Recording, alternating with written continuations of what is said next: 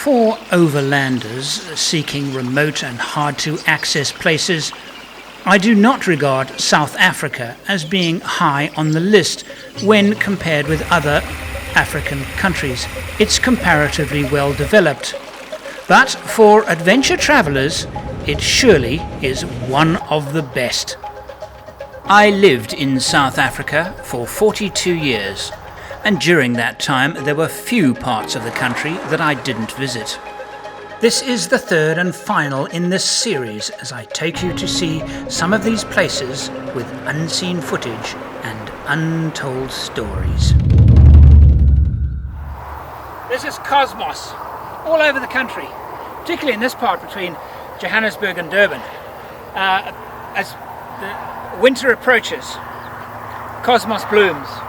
It's actually not an endemic flower. It comes from South America, I understand. But the big ones are girls, and the white ones are boys, and the red ones are undecided. A couple of months before leaving South Africa for good, I returned to one of my favourite places. As I walk in one of the nicest parts of all of South Africa, think about my trip ahead. It's a funny feeling that I'm not coming back. It's a perfect day for the road. I might come back to visit. The blue sky will take us home. But I'm not coming back to live. We'll take it easy. We'll take it slow. This is one of the places I'll miss the most. It's a good day for the road. And time goes so fast. Golden Gate National Park, Eastern Free State. Because my in-laws lived here, I spent so much time here. I have such warm feelings about the place that if I think about South Africa, if I had to retire here, this is where I would like to end up.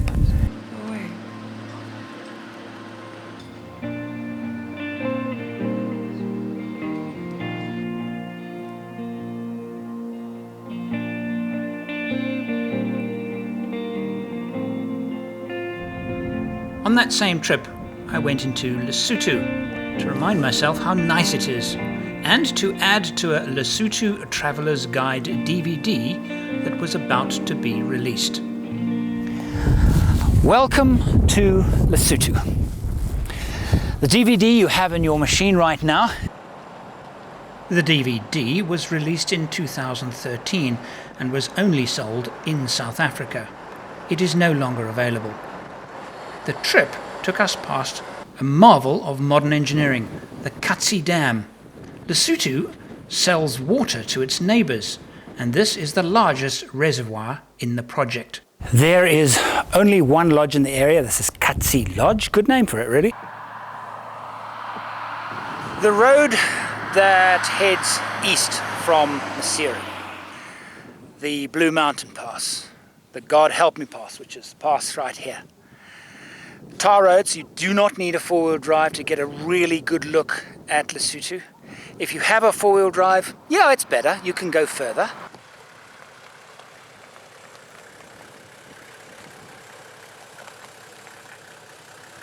So I've moved off the road, found a flat spot. It's always a good idea in Lesotho, if you're just going to bush camp, wild camp, is to do it early. Don't wait to the last minute. Don't wait for the sun to go down. Because most of Lesotho is very, very lumpy. To find a flat spot can be quite difficult.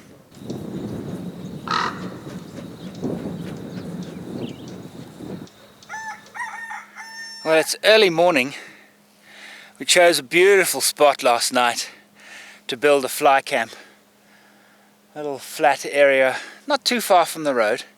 We're on the road between Tsabatseka and Maseru. And the pass here has these lovely descriptive names like Blue Mountain Pass, God Help Me Pass, Pass of the Jackals. Beautiful, beautiful country. This is dirt, but most of it is is tar. It's been, again, I know I go on and on about this while I do my TV shows and things. Nostalgic, really, because one of my very first four-wheel drive trips was actually up on this pass, but it was snowing. I was driving a Range Rover, and I remember I had the worst fuel consumption ever. It's never been exceeded since then. It would have been in 1984. 45.5 litres per 100 kilometres in a Range Rover with that old 3.5 V8 petrol engine. I was in low range, second and third the whole day in the snow, trying to keep up with the Mercedes Geländewagen. I wanted to keep up with him because I was really battling to find the road, to see the road ahead. And it was a 24-hour non-stop drive to get home. Lesotho is a safe place to travel in. It really is a lovely place. People are generally very, very friendly. Security's good. You have to look out for the obvious things, you know, pickpocketing, pilfering around a campsite, you know, the obvious things in Africa, but generally it's a safe place to travel. This was published some time ago. Infomap Lesotho map remains one of the very best maps of Lesotho you can get. And I'm going to read, well, not so much read, but just talk about some of the information found on this map about traveling in Lesotho. If you want to read it again, get the map and then read it. Okay, Lesotho has the lowest point of any country on Earth. So traveling here, be prepared for lots and lots of twisty mountain roads, which means in winter, and if it's snowing, it becomes quite dangerous. And you're going to need snow tires. It snows every winter, and sometimes very, very thick snow. The roads are closed to ordinary traffic. In summer, it's the opposite, in that there is so much rainfall that in the valleys, it's sometimes difficult to get across some of the rivers. And almost every summer, some of the bridges are washed away, or if they're not washed away, the water is covering them so high, you have to then, if you're unlucky to encounter one, you have to turn back. So when traveling in Lesotho, carry lots and lots of fuel. We've woken up to a bright, lovely, sunny morning. After yesterday, one of the scariest drives of my entire life, the entire day, in pouring rain on the N2 with maniacs everywhere. It was truly a scary drive. Well, traveling through the country now, the entire country virtually is under a blanket of water. Enormous amounts of rain falling. I've driven most of the morning. Steve's taken over now, driving up north towards Natal. And Steve's now actually hitting the worst of it. Very, very heavy rain, and the morons are on the road. People driving with no headlamps, overtaking on blind bends, solid white lines, in pouring rain with water washing like rivers across the road. Just amazing on how unbelievably stupid, I can't think of another word, people are. They have no brains. Heading north-northeast, the area we're going to will be of particular interest to historians, both South African and English. We're going to some areas where the Boer War was fought, and we're going to chat to a chap who takes people on guided tours and learn a bit more about it and the place that we're going to. Rorke's is the site of the bloodiest and most famous battle of the Anglo-Zulu War, January 1879. The Battle of Rorke's took place immediately after the Battle of Isandlwana. Most visitors are unaware that these two great battles took place on the same afternoon. And what happened here is simply Herculean. 139 British soldiers, 35 of whom were sick as patients in this very building, held out all night against 4,500 Zulus in a battle that lasted for around 10 hours. It saw the award of 11 Victoria Crosses and 5 Distinguished Conduct Medals, and is immortalised by that grand old classic movie Zulu that launched Michael Caine's career. This man is Lieutenant Gunville Brumhead, who unfortunately was quite deaf and standing in for an officer who'd been injured by the accidental discharge from one of his soldiers. And what is interesting about Brumhead is that the poor man was quite deaf, and he was called Gunny Brumhead, the deaf duffer, which I think is rather unfair. He hailed from Thirlby Hall in Lincolnshire. He was 34 years of age at the time of this battle, lieutenant in rank, and he was in charge of B Company of the 2nd Battalion, 24th Regiment of Foot, who were really a group of kids, average age 23, the bulk of whom had not been in a battle before. And he earned one of the famous 11 Victoria Crosses awarded for this action. The man directly behind me is Lieutenant John Chard.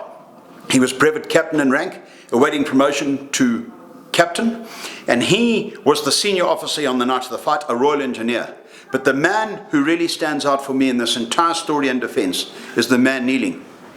That's Lieutenant James Langley Dalton, acting commissariat officer, a man unusually became a hero. 46 years of age, retired Sergeant Major from the 85th Regiment, and he was the man who said, if we run, the Zulus are going to overwhelm us and kill us. We are going to stand and fight. And it was really that remarkable man who, in my opinion, led this fight and has never been fully acknowledged for his remarkable part in the successful defence of Rorke's Drift.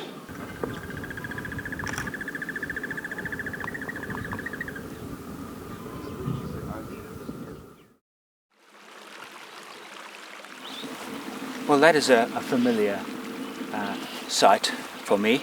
Last time I was here was 5 years ago. I spent a lot of time with John Rich, the owner. This is Stony Ridge near Wienan in Natal. And John runs the 4x4 Off-Road Academy here. And I've worked with him a lot, doing my recovery and driving DVDs. It was great to see him last night. We arrived after dark, early morning now. Lovely drive yesterday, bright sunshine all day. Of course, fantastic visits to Rorke's Drift. And now, rain threatening again. Let's just hope it stays away, because today we're going to go playing seriously with the Isuzu. Completely blind. I might as well have my eyes closed. Double cab pickups, even single cabs, because of their long wheelbase, they're limited over very steep undulating terrain, and it's a clearance issue, and they all share it. I know that half of the people watching this program will want to shoot me because I'm not wearing my seatbelt.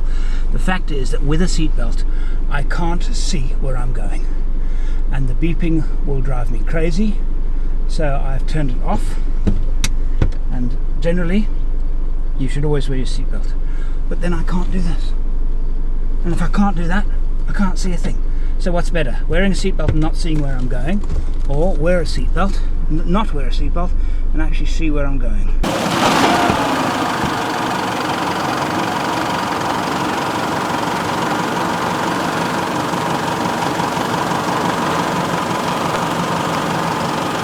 The vehicle is unfamiliar to me, so I'm going to be very, very careful. I don't want to damage it.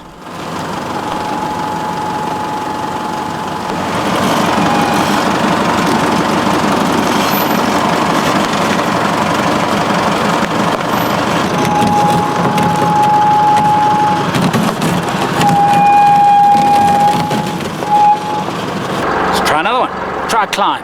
Let's try climb now.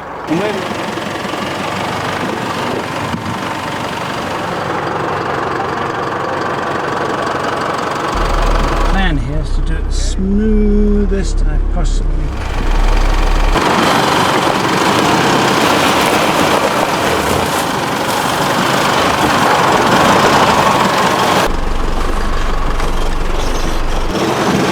No, I didn't use the diff lock. I thought I would need one. Didn't. Decided to try it, see what I could do without, because a diff lock is kind of cheating. Well, it's not cheating, but you don't know what the vehicle is capable of when the locker is engaged. Without the locker, it's you can test the vehicle properly. Did well. Did very well. And these 3-litre turbo diesel motors actually so well suited to these pickups, because on the open road they just fly, and in low range slow speed like this they chug beautifully because they get a reasonable amount of displacement, so they produce reasonable power at very, very low RPMs, and they're very, very easy to drive. John and I wanted to test the air jack, and the job was given to me to get the Isuzu good and stuck. I would like you to go downstream more than if you go for that tuft on the other side. Well, it would be nice to demonstrate the jack, but we'll see if... See if I can get through there. Yeah.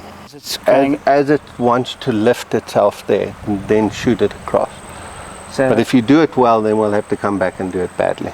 the intention here is to get the Isuzu well and truly stuck, but my natural instincts kick in, and it's actually my job to try and not get it stuck.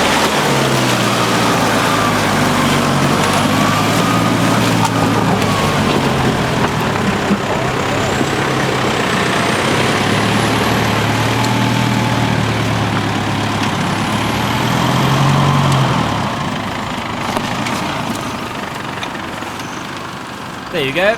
Job not accomplished. So now I'm going to now get it stuck. I'm going to purposely get it stuck. There you go. A bit of full lock steering. That should do it. And I straighten it up again, and the vehicle wants to pull through. This means I'm going to have to get mean and nasty. Go down more. More. Good enough? The result of this test is linked above.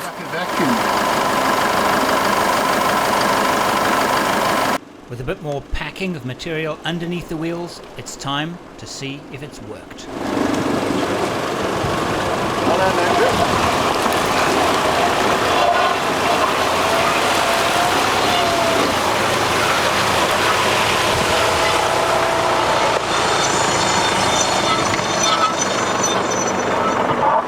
Well, I think we bit off just a little bit more than we could chew, but chew it we did, and that was a great and genuine example of how to use an airlift jack to get a car out of a horrible sticky mess. Yes, I know I look wrecked because of a night of bush camping. I come to the end of my expedition. It's been absolutely brilliant. Ending at Sony Ridge, one of my favourite places, and places that I've come to so very, very often, seems fitting. The Isuzu was exemplary off-road yesterday. Wow! Yeah, it's got clearance issues, as do all of the double cabs, but man, the engine power at low RPM, fantastic. And it seems fitting that I should end here in Sony Ridge. And so, until the next time, thank you for watching. Patreon is not just a way you can support our videos, but a way to get private videos, free books, exclusive merchandise, and much more. Click the Patreon button on the screen now.